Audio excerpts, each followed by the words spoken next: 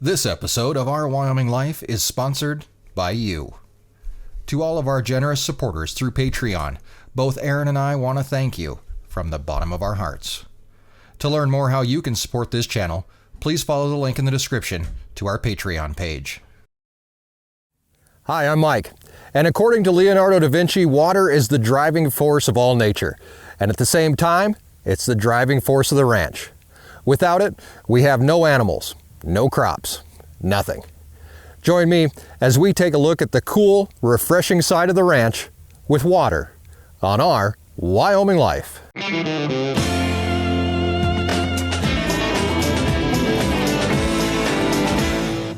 Life is simple.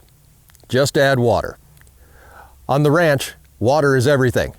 Cattle can survive for as long as 60 days with little or no food, but only 7 days without water. And it's even shorter in the hot summer months.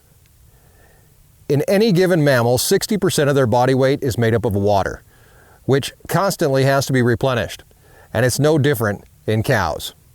A growing animal or a lactating cow needs 2 gallons of water per 100 pounds of body weight per day. A non-lactating cow or a bull needs 1 gallon of water per 100 pounds of body weight per day. So, for an example, a cow with a calf will need close to 24 gallons of water per day for themselves, and another 5 or 10 gallons for their calf daily. That's a lot of water. On the ranch, we consider our water consumption for animals to be about 5,500 gallons per day during the summer months. The average bathtub holds about 40 gallons of water. So in one day, in July or August, the cows here on the ranch would drink almost 140 bathtubs full of water. That's if you let them in your bathroom, which, luckily, we don't have to. Spread out all over the ranch are a number of water supplies for the cows, from stock tanks to reservoirs to creek bottoms, but none of these are an endless supply. Like everything on the ranch, control and management are required. Just like managing the grasslands your cattle graze, you have to oversee the water they drink. It's a never-ending job, because losing control of one resource could set the ranch into a downward spiral that could end up being devastating. Under the ground, or maybe under you right now, is water in underground aquifers. These aquifers can be found from anywhere from a few feet deep to 30,000 feet deep. Some come up through the ground in natural springs, but for a majority of the water around here, you have to drill. Drilling a new water well will cost you plenty, about $35 per foot, and there really isn't a guarantee of how deep you're going to have to drill. We have 2 wells on the ranch that are only about 35 feet deep, others that are around 300, and a deep well that's drilled to 680 feet. Even though they're just within a few miles of each other, the depths can differ greatly, and the reason behind that is the water table.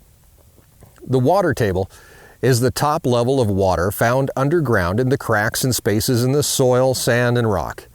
It's stored in and moves slowly through the geologic formations of soil, sand, and rocks called aquifers. Groundwater fills these aquifers by soaking into the ground from rain and snow, and is a renewable resource, as long as you have rain and snow, which there's no guarantee of in these parts. Runoff from rain and melting snow can also fill reservoirs, but will eventually soak back into the ground, unless the bottom of the pond or reservoir is below that water table.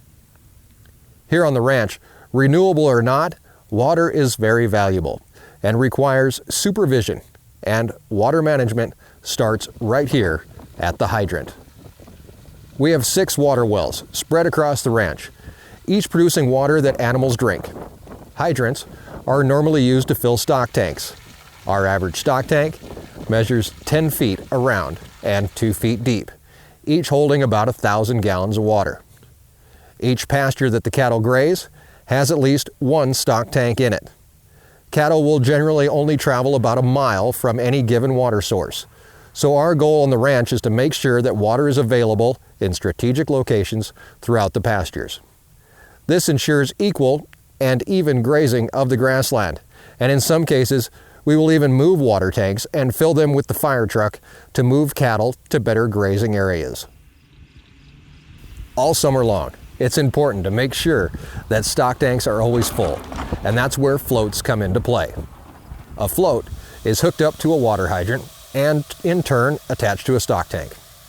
The float regulates the water flowing into the tank, and when the water is full, it shuts off the flow of water, keeping the tank full while at the same time keep it from overflowing. They work great in the summer, but as the temperature falls and eventually lands below zero, they will freeze and become useless. Managing water in the summer and winter can be as different as night and day. During the summer, we utilize windmills rather than electric wells to pump water to the ranch animals. These windmills are old and require constant maintenance and upkeep to keep them running efficiently. During the winter, the upkeep on an old-fashioned windmill can become overwhelming due to high winds and freezing temperatures. So in the winter, the windmills are shut down, floats are disconnected, and all watering is done by hand, filling each tank and making sure they don't overflow and make a huge mess. A stock tank that overflows actually becomes a hazard to the cattle, as the water will sit on the frozen ground and eventually freeze itself, creating a sheet of ice that the cows can slip and fall on. During the winter, all the cows and other livestock is kept pretty much close to home, mostly for easy feeding, but also for watering. Because we use electric wells in the wintertime, having all the stock tanks near the main ranch saves time and money. Animals are also separated during this time of the year. Cows in one pasture, bulls in another, heifers off by themselves, and steers and horses in their own corrals. All these separated living conditions require their own water, and we check and fill about 5 different stock tanks every day, 1 or 2 for each group. Another addition to the tanks in the winter are stock tank heaters. 1,500 watt electric heaters that either float or sit in the water to keep them from freezing until the temperature gets too low. In larger tanks, even the stock tank heaters can't keep up, and a tool that we'll bring with us every day is a hatchet to break ice so that the animals can get in and drink. A new challenge this year is Erin's winter garden. This is our first year growing in the winter, and almost all of the irrigation for the garden runs above ground, which means that getting water to the gardens through our normal irrigation system is impossible in the winter due to freezing. The only way to combat this is to use a portable water tank and fill it, then take it to the garden when she needs to water. Then, using a small pump, she can apply water to her plants. Water on the ranch is always a challenge, and just when you think things are going fine, that's when you come out and find a broken water line. Never an easy fix, but a lot easier to fix when your fingers aren't wet and frozen. This is the water line to the chicken house. And this morning, after a cold night that got down into the teens, I found out that my electric heat tape that I usually count on to keep the line from freezing had failed. The big problem with broken water lines is that you don't actually know they're broken until they thaw, and then you have a mess to fix.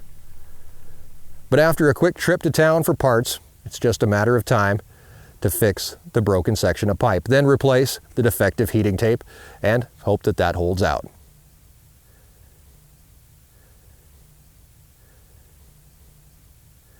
Every rancher I know is part vet, part environmentalist, part plumber, and part crazy. It's a life that either you love or you hate. But in the end, it's all about being here next year and the year after that, and hopefully passing something down to our kids that's worth having, loving, and respecting.